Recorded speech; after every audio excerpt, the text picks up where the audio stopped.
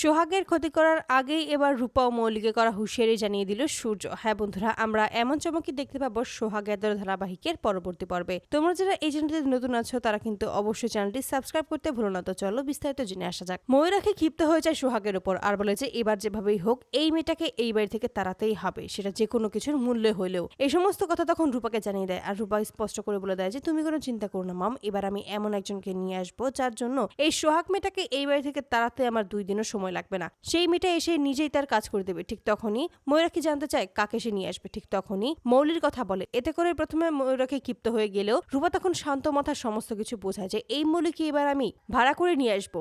একমাত্র ওই যদি পারে সোহাগকে এই বাড়ি থেকে বের করতে, তাহলে ওকেও এই বাড়ি থেকে বের করতে আমার 2 সেকেন্ডও সময় লাগবে না। সেটা তুমি আমার উপর ছেড়ে দাও। এই সমস্ত দায়িত্ব আমি নিজের উপর নিয়ে নিলাম।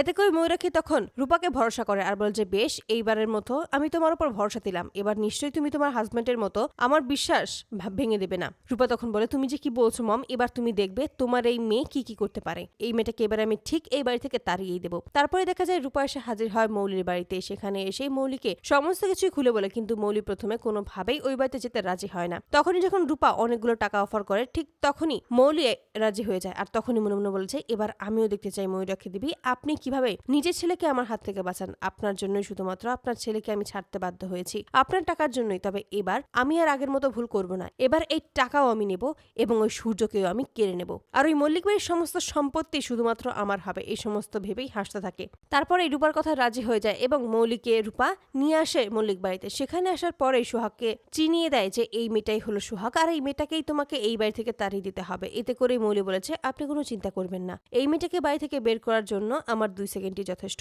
এর থেকে বেশি আর কোনো সময় প্রয়োজন নেই। তখনই রূপা জানিয়ে দেয় সাবধান, সূর্য কিন্তু এখন আর আগের মতো নেই। আগে তোমার প্রতি যতটা দুর্বল ছিল এখন কিন্তু অতটা দুর্বল নয়, এটা তুমি মাথায় রেখো। এখন কিন্তু সবসময় ওই কাজের মেয়েটার পাশেই থাকছে, ওই কাজের মেয়েটাকে আগলে রাখছে, তাই তোমাকে যা করতে হবে সাবধানে। ঠিক তখনই মৌলি সোহাগকে দেখতে পায় এবং সোহাগের মুখোমুখি সে দাঁড়িয়ে সোহাগকে আচ্ছা মতো কথা শুনতে থাকে। সোহাগ বুঝতে পারে না এই সমস্ত কথা হঠাৎ করে তাকে কেন বলছে। ঠিক তখনই সূর্য সেখানে আসে এবং সোহাগের পাশে দাঁড়িয়ে আচ্ছা মতো ধুলাই করে রূপা ও মৌলিকে তাদেরকে করা হুঁশিয়ারি জানিয়ে দেয় যেন এরপর থেকে দ্বিতীয়বার আর সোহাগের আশেপাশেও তাদেরকে না দেখতে পায় এবং সোহাগের সাথে যেন খুব ভালোভাবে কথা বলে। তো বন্ধুরা, তোমরা কি চাও যেন এবার এভাবেই সোহাগের ক্ষতি করার আগেই, অপমান করার আগেই যেন রূপা ও মৌলিকে করা হুঁশিয়ারি জানিয়ে দেয় সূর্য? অবশ্যই তোমরা তোমাদের মতামত কমেন্ট বক্সে জানতে ভুলবে না। ধন্যবাদ।